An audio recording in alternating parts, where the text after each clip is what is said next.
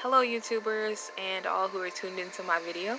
This is not my first video to YouTube. However, I want to thank you and give a shout out to Gabriel for the suggestion.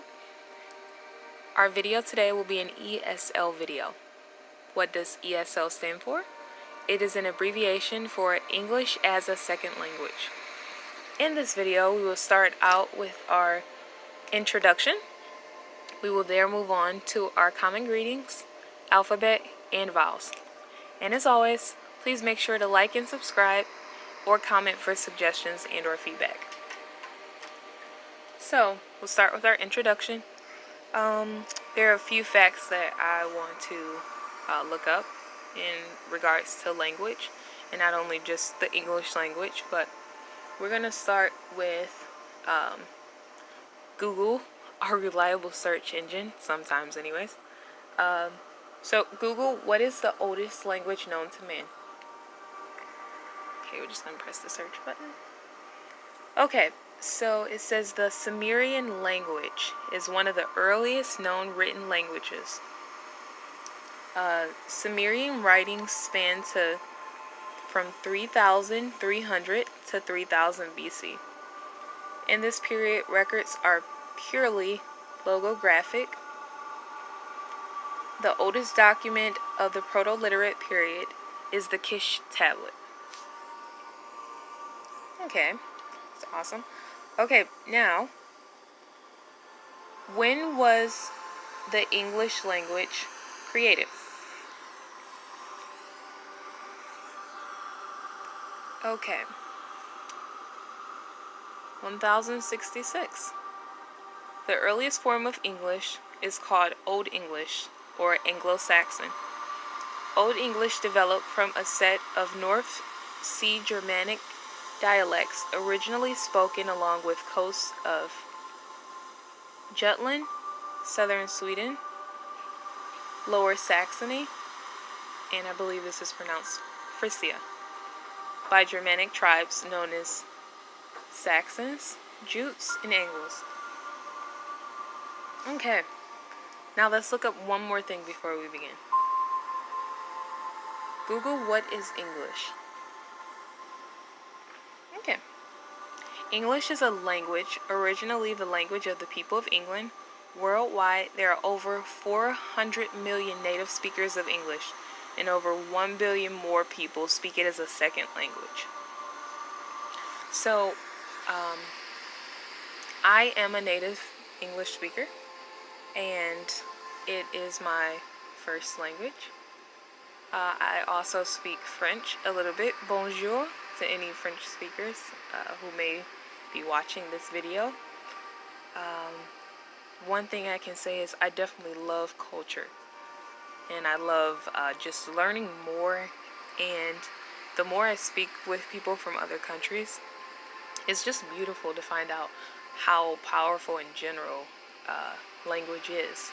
But the English language is a little bit more prominent, and there are a lot of people who desire to learn it as a second language. So I hope that you will find this video useful, and now we will begin moving on to our second bulletin.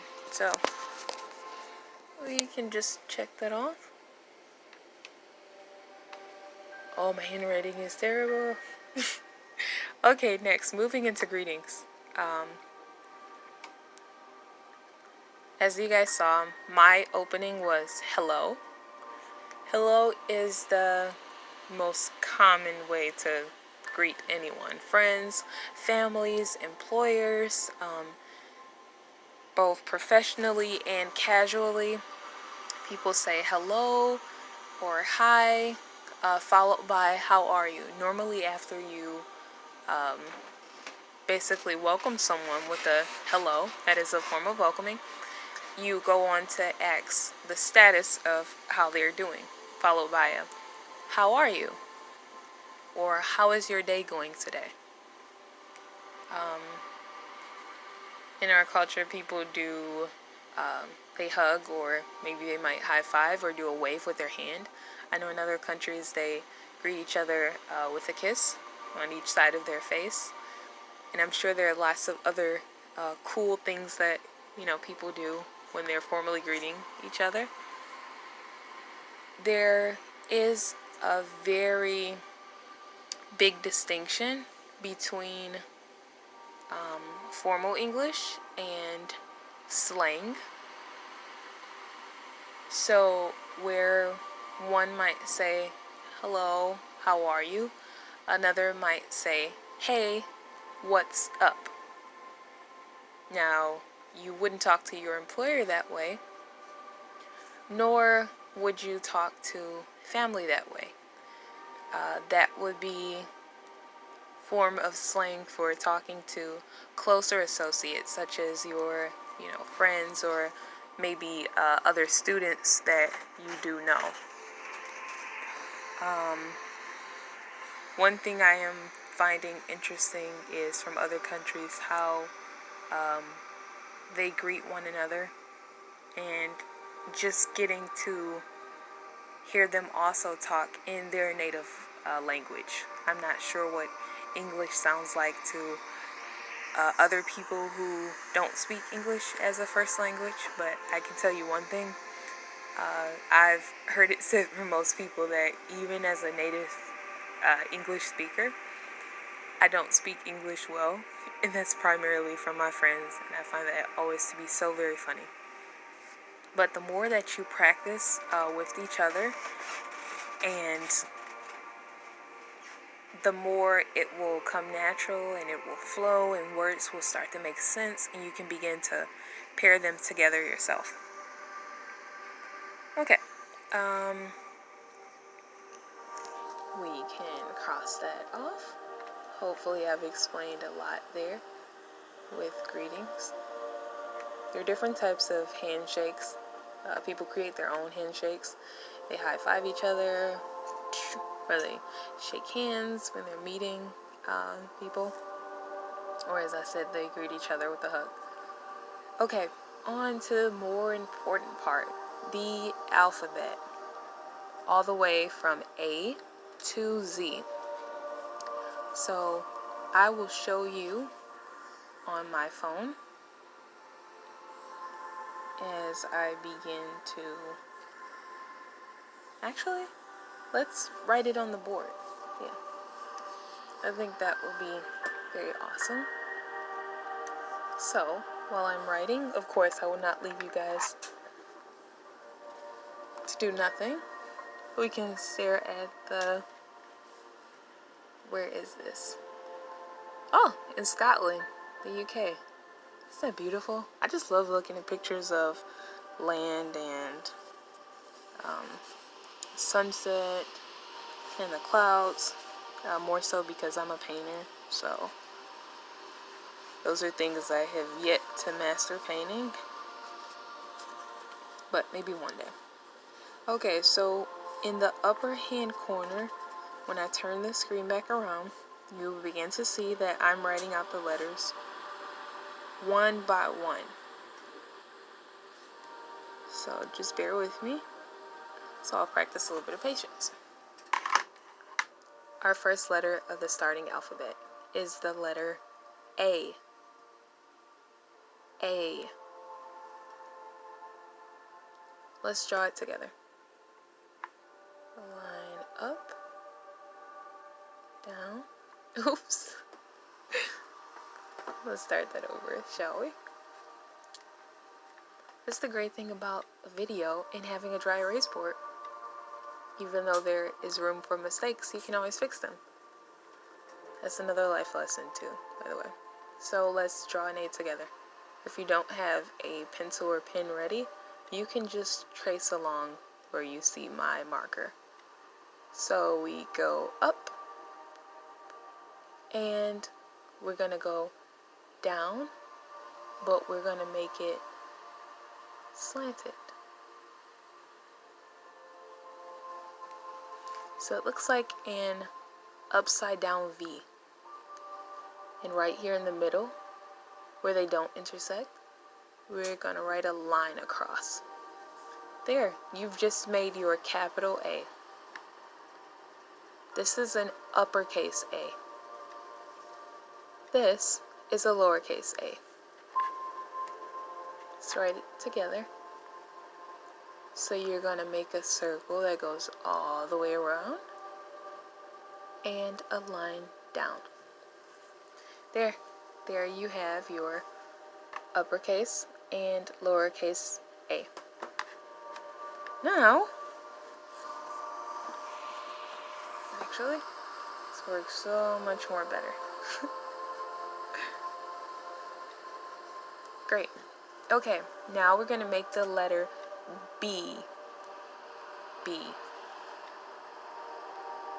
And once again, just, trace along with me if you don't have a pencil and paper at hand. Just write it out.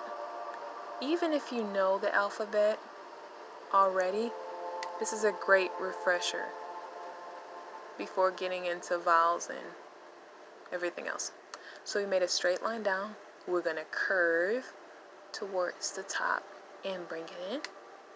And then you're going to curve it again and bring it back in. That is your uppercase B. Now we're going to make a lowercase b. You're going to do the same thing as you started with the first. Draw a line down, and then you're going to curve it only at the bottom, not at the top. This is your lowercase b.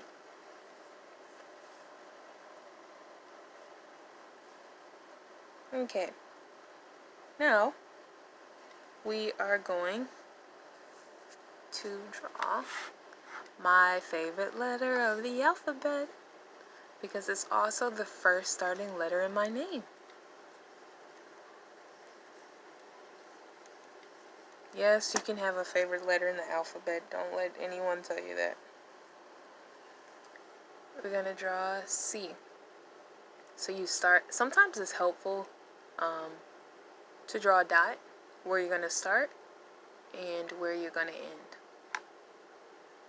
So you start and curve over. That is your C. That's your uppercase C. Now your lowercase c is the same. It's just a little smaller. Okay, that is the letter C.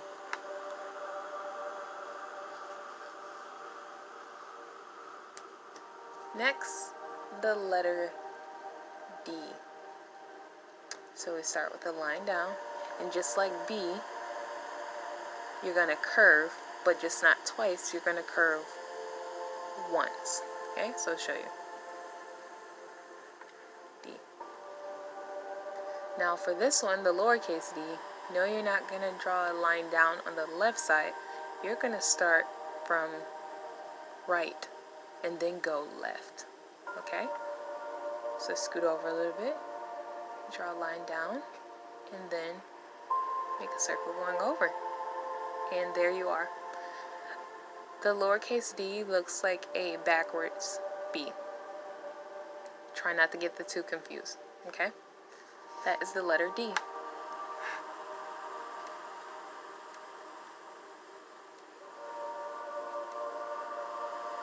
Okay. The letter E. You're going to draw a line down, and you're going to make 3 lines. There's our letter E, right there actually. So it's 1 line at the top, 1 line at the middle, and 1 line at the bottom. That is our uppercase E. Now for our lowercase e, we're going to start with a horizontal line, and you're going to curve up and make it like a half circle, but you're not going to stop there. You're going to continue from here and curve it under and stop. Uppercase E, lowercase e. And for those who perhaps have difficult with enunciating certain alphabet letters, E, for the most part, you're going to use your jaw and teeth to make the sound for the letter E. So you try it in the mirror, and just as you are smiling, you're showing off your teeth. move your mouth forward. Your lips will move backward. Your teeth will start to move out a little forward. And you say E. E. Okay? Alright, next letter, the letter F. Draw a line down. Just as E, you're going to draw one over from the top, horizontal. Start from the middle and over. There is your letter F. F. For lowercase f, you're going to do the same thing. I want you to start there, stop, and make a hook. A hook. There. Then you want to come back down to the middle and draw a horizontal line. This is your uppercase F and your lowercase f. F makes the f sound. So you'll mostly be taking your teeth and moving it forward to your bottom lip and go. That's the sound the letter F makes. Okay, next. The letter G. You're going to start and curve over like a C. Go horizontal. Here, it's your uppercase G. Most people also put a little line down. You can if you want to, but you don't have to. As long as you have that horizontal line right there, it'll make that distinction between a C and a G.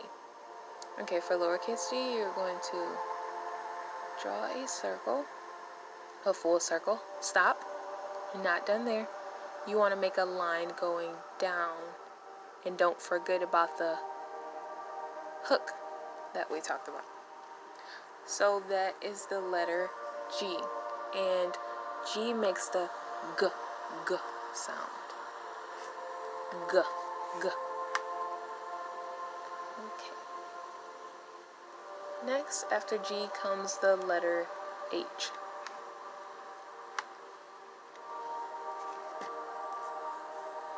So you're going to draw a line down, a horizontal line over, and then a vertical line down. Next, you're going to do the same thing for lowercase h with the starting line down. You're going to come back to the middle and you're going to make a hook, just like we talked about. A hook, but this time you're going to carry it down so it matches the same length of your starting vertical line. So this is your uppercase H, and this is your lowercase h. H makes the sound. So it's sort of like you're kind of out of breath from running a marathon, which none of us have. Actually, maybe that's just me. But that is your letter H. Okay, next we're going to move to the letter I. Oh, so selfish, I. So you're going to draw a line down. Then you're going to make a line over, across the top, and over from the bottom. There's your uppercase I. It's pretty simple. Now your lowercase I, you're going to start halfway and make a smaller vertical line with a dot at the top. Uppercase I, lowercase I. And I can either sound just like itself, I, or in certain words it will make the sound I.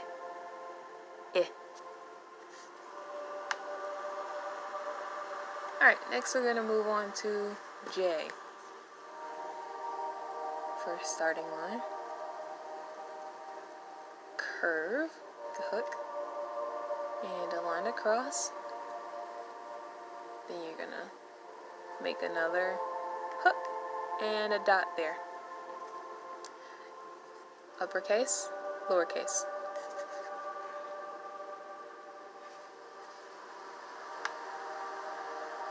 And J makes the j sound. J. Next, K. K. Don't worry guys, we're halfway through the alphabet. And even so, I'm trying to speed this up a little bit. So you're going to draw a line down. Make the leg kick out, sort of like a tree branch. And then right there, also at that connecting line, you're going to make another leg kick out just the same. And you're going to do the same for the lowercase. Okay? Uppercase K, lowercase k. So, K also has the same enunciating sound as C. K, k, k, k. So, you have to be very careful with those two. Alright, next, the letter L. A line down and across. And another one, a line down. Uppercase L, lowercase L. L makes a L sound. L, L. We're getting through it. Okay, next, the letter M. You're going to start by going up. Make the line go down. Stop there. Bring it back up, slant it. And then bring it back down. Uppercase M. Now for lowercase, you're going to bring it up, but you're going to curve it in a hook. Bring it down, bring it back up, curve, and bring it down. Looks like two stones, two rocks, or headstones. Uppercase M, lowercase m. M makes the sound. Sort of like if you approved of something. Or if you had really good food, you say, Okay, next is the letter N. You make a line down, a line slanted, and you're going to bring it back up. For lowercase n, you're just going to make a curve on over. Uppercase, lowercase. N makes the n sound. Next, O. O is just a circle. It goes all the way around. It's perfect. Only my circle is not perfect. Sort of like my life, not perfect. Anyways, so smaller circle is our lowercase. Uppercase, lowercase, uppercase, lowercase. And O is actually one of our vowels, which we will talk about shortly. O makes the ah sound. Ah. And the cool thing about this letter is when you go to make the sound, your mouth moves in the same shape as an O. Okay, next, the letter P. A line down and a half circle. So it sort of looks like the same motion of the B that we were making when we're not moving the bottom one. We're just leaving it like that. And for lowercase p, you do the same thing. Ta-da! Uppercase, lowercase. P makes the p sound. P, p. Or p, p. Okay, next. Q. Q. A circle with right here in the middle. Line out. Q. And for the smaller one, or lowercase, you make another circle, a line down, and give it a curl at the bottom. This is the letter Q. Q makes the qu sound. Qu, qu. Alright, next, the letter R. You can draw a line down, make a circle, and a line out. For lowercase, you're going to draw a line up and make it curve. That is the letter R. R makes the r, r, or r sound. Next we have the letter S. Okay.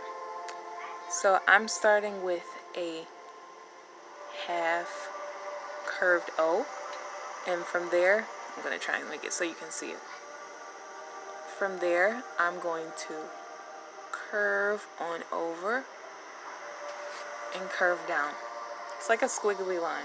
Mine's just not all there together. I'll show you again. Uppercase, lowercase. S makes the S sound. It's like a hiss. Okay, and for most people, I just want to say this now. Most people have what you call a lisp. And certain letters carry out longer than normal. Or their tongue sticks to the roof of their mouth while they're saying certain letters. Like for most people, it's hard to pronounce an R. For most people, S is normally the common letter for having a lisp. But anyways, just thought I'd throw that in there. Alright, next, the letter T. Draw a line down, a line across, and there. It's your uppercase T. Now, lowercase t is almost the same. So line down and draw a line in the middle. Oh no! I gave him too long of an arm. There we go. Uppercase T, lowercase t. And for some people, the letter T is in the same replicated form of the cross. There. T makes the t, t, t sound. Next, the letter U. So you're going to start down, you're going to curve and go back up. For the lowercase, you're going to go down, curve and go back up. That is the letter U. U makes the sound. Alright, next, we are a few more letters away from being done. V. Gonna draw a line down, and from there, you're gonna make it go upward. Okay. And you're gonna start here, and it goes down, and back upward. That's an uppercase, and that's a lowercase v. V makes the v sound.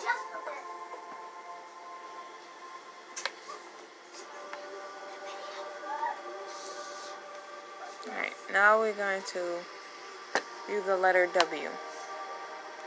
Sort of like a V, but almost like two V's connected. So you can go down, up. Actually, that's going to be too far up. How about halfway? Yeah. Then you'll do the same thing. And up. And then for lowercase, you're going to do the same thing. Only it's not going to go all the way up. That's the letter W. Uppercase W and lowercase w. W makes the w sound. Next, we're going to do the letter X. X is simply one of those letters where you know that either there's danger or it's a no. So